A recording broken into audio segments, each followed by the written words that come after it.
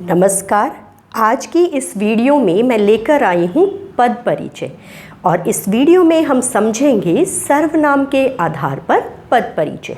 इससे पहले की एक वीडियो में हम संज्ञा के आधार पर पद परिचय समझ चुके हैं और जैसा कि आप सब जानते हैं कि वाक्य में दिए गए पद, चाहे वो संज्ञा हो, सर्वनाम हो, विशेषण हो, क्रिया हो या क्रिया विशेषण हो, जब हम उनका पूरा व्याकरणिक परिचय देते हैं, यानी व्याकरण के आधार पर परिचय देते हैं कि रेखांकित किया गया शब्द संज्ञा है, सर्वनाम है, क्रिया है, विशेषण है या क्रिया विशेषण है, और उसके आधार पर कारक, लिंग, वचन इत्यादि बताना पद परिचय कहलाता है।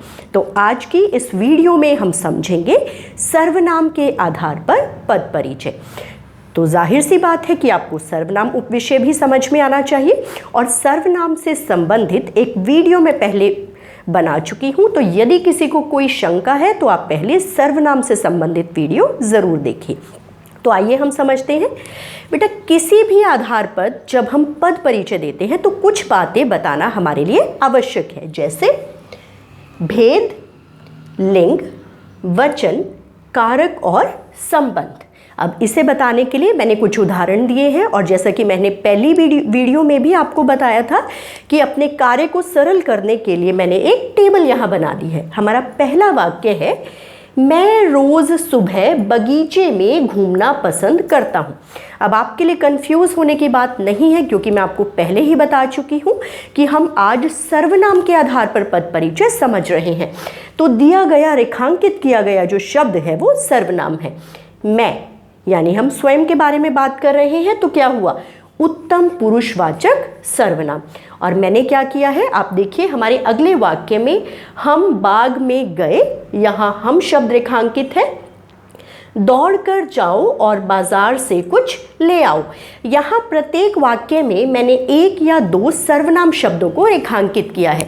तो आइए इन्हें सरल तरीके से कैसे समझेंगे, हम पहले अपने पहले वाक्य को लेते हैं। मैं रोज़ सुबह बगीचे में घूमना पसंद करता हूँ।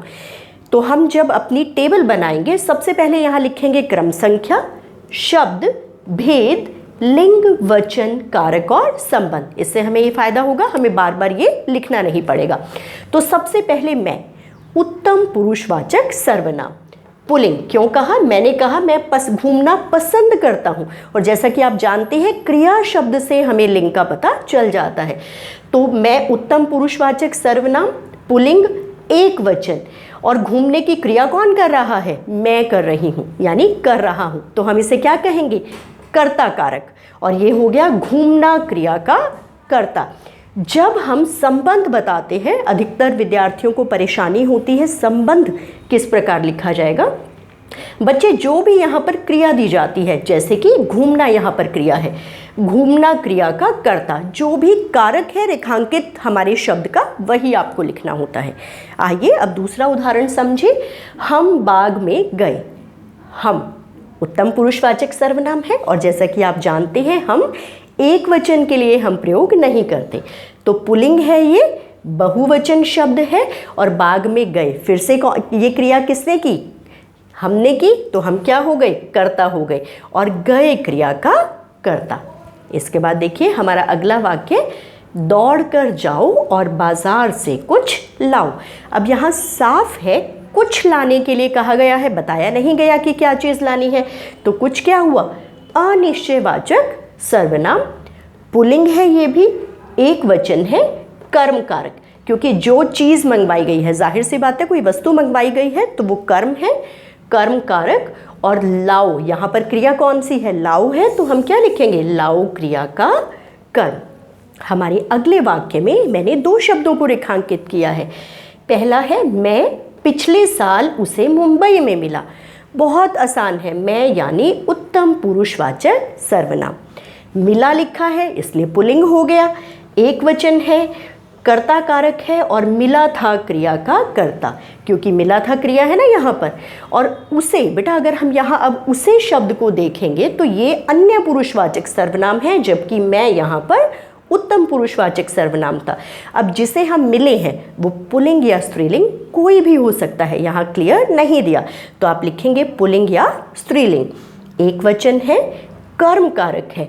और यहाँ एज इट इज़ हम लिखेंगे मिला था क्रिया का, कर्ता की जगह क्या लिख देंगे हम? कर्म। जो अपनी बात नहीं रखता वह विश्वास के योग्य नहीं है। सर्वनाम आपने पढ़े हैं, आप कक्षा तीसरी से लगभग इसे समझते आ रहे हैं और आपको पता है जैसा, जो, सो इन शब्दों का प्रयोग हम संबंधवाचक सर्वनाम में करते हैं। तो क्या हुआ? जो संबंधवाचक सर्वनाम पुल्लिंग, एक वचन, कर्ता कारक और रखता क्रिया का कर्ता। और इसमें वह यानी हम किसी थर्ड पर्सन की बात कर रहे हैं तो हम क्या कहेंगे? अन्य पुरुषवाचक सर्वनाम। पुल्लिंग, एक वचन, कर्ता कारक और है क्रिया का कर्ता। यहाँ क्रिया कौन सी की जा रही है? उस व्यक्ति के द्वारा है, तो है क्रिया का कर्ता। बहुत सरल सा विषय है बेटा। बस ध्यान क्या रखना है, जब हमने संज्ञा के आधार पर समझा तो संज्ञा का भेद यानी आपको पता होना चाहिए व्यक्तिवाचक संज्ञा है, जातिवाचक है या भाववाचक है। और जब हम सर्वनाम के आधार पर बताते हैं तो हमें ये पता होना चाहिए कि सर्वनाम के भेद कौन से हैं।